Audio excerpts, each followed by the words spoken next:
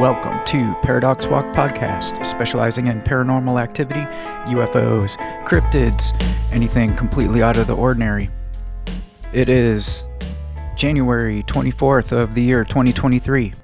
Today's episode, we're going to be going over 4 cases of shapeshifting, either people shapeshifting or something that looks like a person shapeshifting into either black dogs or a fox in one case. 2 of these cases have very similar parallels.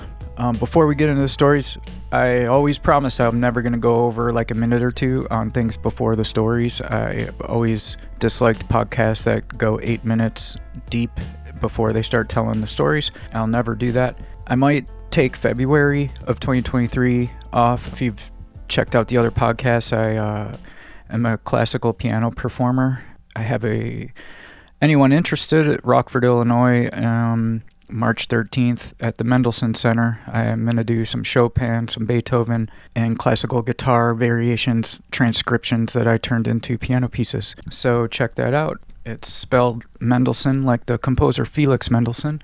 Anybody interested in that? I'll probably have links in the show notes. So no further ado, let's get to the first case here. Yeah, so the first one comes from Japan, and this is a lady that it started off her stepdad took really good care of her after her real dad died or passed away.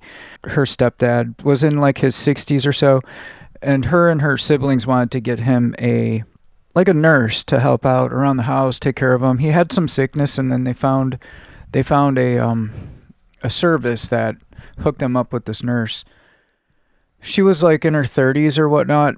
Right away when she got there, she healed him with like this holistic medicine of some ailment, something that was going on with him. And they really, thought that was great. But as time went on, after just like a few months or whatever, they started noticing she had like bad things on her record, and the company fired her. And then the kids found out that she was still going over to their dad's house anyway, and just going over there. It became known that saying that they were going to get married and stuff after like 2 months, and she was like half his age. They said she claimed to be in her upper 30s, but they said that she looked very young, very pretty. She didn't even, she barely looked 30 years old, and this guy was in his 60s, and she wasn't like draining his bank accounts, but she was like taking the ATM and going through amounts of money that worried the kids. And the dad was real adamant, like, oh, hey, you're not gonna break us up. I'm gonna marry this girl. And eventually what ended up happening is the dad started to complain about her missing at night. He would wake up in the middle of the night and she wouldn't be in the house. And, at first they thought like she had a boyfriend. So the first thing they did is hired a private investigator to watch where she went at night. Well, he would watch the front of the house, and he ended up saying, all night long, she didn't go anywhere. The dad was saying, yeah, she's going somewhere. So after a couple days or something, the private investigator started to watch the back of the house, so he would stay there all night. Well, he ended up seeing her walk out one night in a bathrobe, and she took it off, and he said she was naked. She walked over to the bushes where no one could see, and he was like filming this because they told him they wanted proof, of her cheating on him or whatever. But it's way weirder than that. The bushes started shaking when she went into them, and after a few seconds it stops. And he says, and then you see a little fox run out. It went under the fence, and after like 3 or 4 hours, the fox comes back. The bushes start shaking. The naked woman walks back to the porch, puts on her robe, and walks back in the house. That's just what that's how the story goes. To the private investigator, this wasn't like enough to go on, it's like, what am I looking at here? So he's seen this a couple times, maybe once or twice or whatever. And then this last time he decided to try something. So she walks out, takes off her robe, goes to the bushes start shaking, and then the little fox runs away. The guy gets out of his car, sneaks onto the property, and takes the robe. What was going on? I don't know. That was his way of trying to break the cycle or whatever. The little fox comes back to the bushes, and it they don't start shaking. The fox goes right to the car. He sees this little fox right up to his vehicle, walk right up to his vehicle, look up at him with the most evil eyes he had ever seen, like yellowish evil eyes, and it was making this weird hissing noise. And he said he looked at it and it literally told him, "Give me back my robe," but it didn't speak the words, but he could feel it in his head. And he thought that he said that he was a very grounded person and he did not believe in anything like this. It was just that this wasn't okay. This isn't okay. There's something wrong here. And he thought that this creature was literally telling, his words were, it was literally telling me to give this object back to him. And he said that it crawled underneath his car and he felt the car move, like jump and boom, and it scared the heck out of him. So he threw the robe out of the car and started the engine. He said he saw this blur like head toward the backyard fence, and then he said he looked on the camera and all he saw was a woman going into the house and there was static. And he said the woman going in the house, there was no video of what happened like after that, or like of it running back or any of the changing parts. And he said he was sitting, so he goes and he sits in a restaurant after a while or whatever, and he goes into a noodle house because this is Japan, right? And he was eating, and this woman sits down next to him and tells him, "You're going to leave me alone." And she's like, "You know as well as I do what you're dealing with. And so if you don't leave me alone, I'm going to kill you." And she told him that point blank. So he quit and he gave all the people the information. So they confront her. The kids go up to her and just kind of say like, "Hey, we have this video." She makes up these stories. I went and I laid down behind bushes and that's all I did. And she's like, "I don't know about no fox." She would just make up these weird stories of why she had to go out at night, why she was laying down in bushes. That's what she said. She would go in the bushes and lay down. I guess in Japan, those are called kitsunes. I guess like the female shapeshifters, or I guess foxes are a big thing for that. It reminds me of the story in the Bible where the wise men, when they found baby Jesus, they were going to go tell the king where baby Jesus was. And on the way back, one of them has a dream that the king turned into a fox.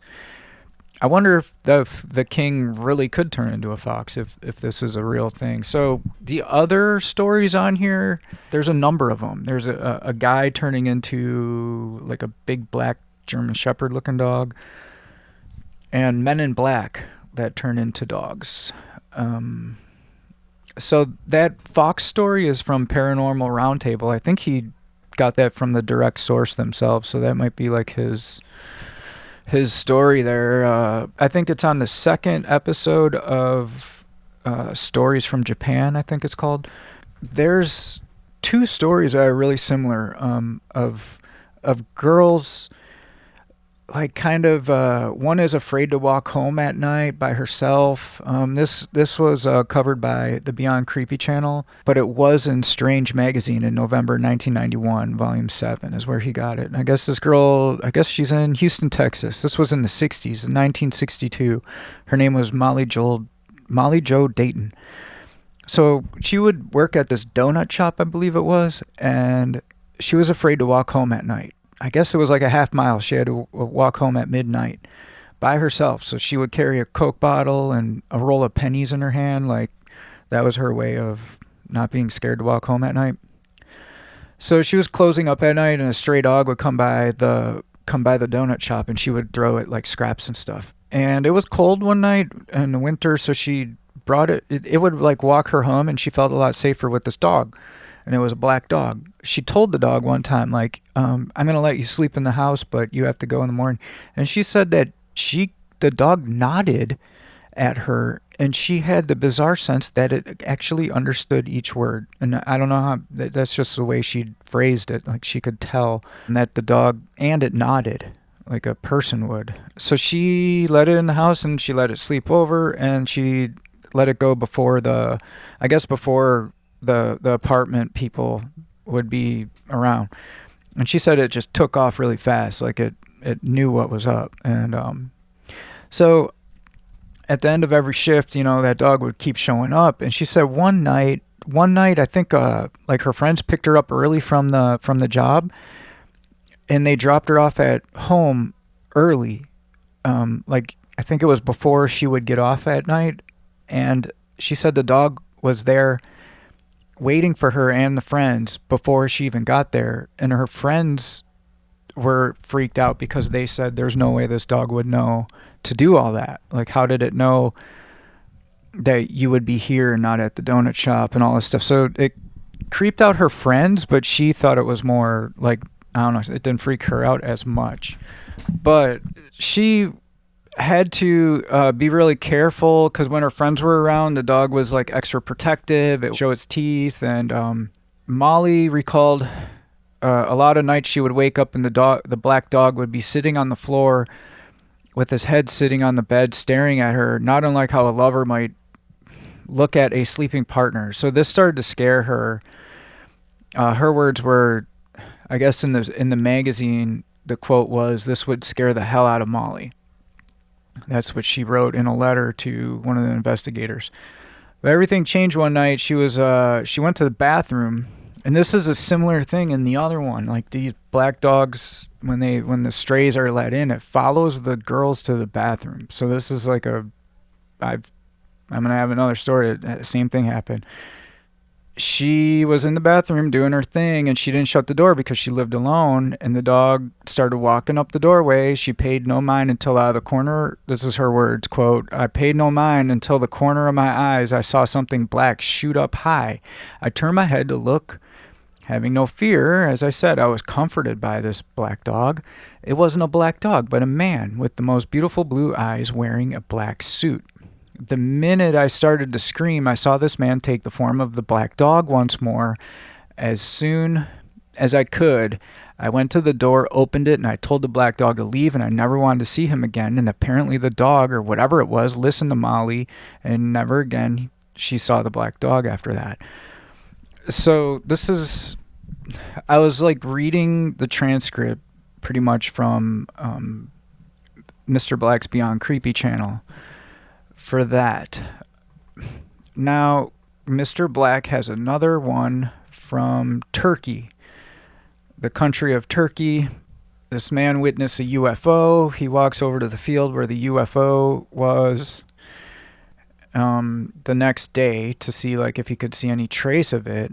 Okay, the next day, it's 9:30 at night. This is after he goes looking for the like tracks of the UFO. He hears knocking at the door, and he sees 3 young men in their 30s. He'd never seen them before, but he knew everybody in town, but he'd never seen these guys before. In Turkey, I guess at the time, the tradition was that you're supposed to let people in that knock on your door and invite them in and give them tea. So he lets them in, they sit down, and they told him that they're from a city 5 miles away. The witness goes to get them tea. He says it took about 2 minutes, and he comes back into the living room, and they're all gone. And he said the way his house is situated, they couldn't have left the front door because they would have had to walk by him because of the way the kitchen is laid out. And he had bars on his windows. So he runs outside. He sees this little girl, even though it's 9:30 at night, the girl across the street was playing in the yard still. And he says to her, like, "Hey, did you see 3 guys walk by?" And she says, "Yes." And she points to the end of the block. At the end of the block, there were 3 black dogs that were staring at him. And they all just were in unison. They were just looking back at him. And eventually they turned and wandered off down the road. So this man, the witness, it's a hard name to pronounce, I guess Yilmaz or Yilmaz or something like that. I'm not good with Middle Eastern. I don't know the first thing about how I would pronounce any of these names. But the witness, he remained outside looking around, and just then another neighbor woman comes running down the street screaming in a panic that she'd just seen 3 men flying into the sky. And then, I mean, that's just, I don't even know, like, what to think of that. Like, they didn't even do anything, right? Unless they did something and he forgot about it. But, I mean, the story goes, they walk in, they say they're from a town 5 miles away, they walk out. I don't know what the point of that was. So that's 2. And then this last story, it's like